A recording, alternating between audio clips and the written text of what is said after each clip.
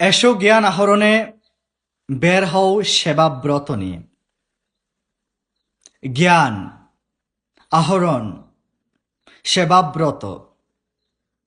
কিভাবে আপনি জ্ঞান আহরণ করবেন? আপনি কার কাছ থেকে জ্ঞান আহরণ করবেন? কিভাবে আপনি সেই জ্ঞান নিয়ে সেবাব্রতে নিয়োজিত হবেন?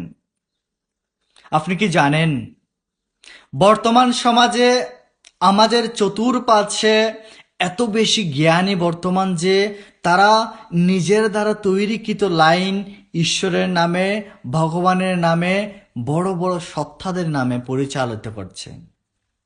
তারা নিজেরাই তৈরি করেছে এই কথাগুলো, কিন্তু সেই কথাগুলো কখনো বলছেন শ্রীকৃষ্ণ বলেছেন, কখনো বলছেন শ্রীরাম বলেছেন, কখনো বলেছেন ঈশ্বর বলছেন, কখনো বলছেন ভগবান বলছেন। কখনো কখনো তো তারা নিজেকেই প্রভাবিত করে ফেলে যে আমিই বলেছি। তাই হ্যাঁ, সাধারণ সনাতনী সন্তানগণ যারা আমার মতো, খুব বেশি সচেতন থাকবেন যেন তারা তাদের তৈরিকৃত লাইনগুলো সনাতন জ্ঞানের নামে আপনার ভিতরে ঢুকিয়ে দিতে না পারে। কারণ তারা আসুরিক স্বভাব অথবা আসুরিক ভাবাপন্ন ব্যক্তি।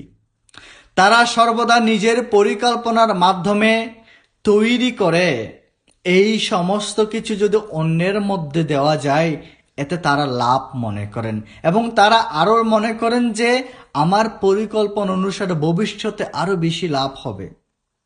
এই কথাগুলো শুধু আমি বলছি না, এই কথাটা যোগপুরুষ ভগবান শ্রীকৃষ্ণ শ্রীমদ্ ভগবদ গীতায় বলেছেন।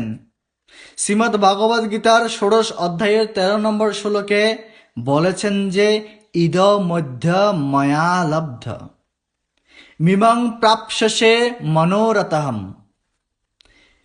ইদমস্তি অপি মে ভবিষ্যতি পুনর্ধনম।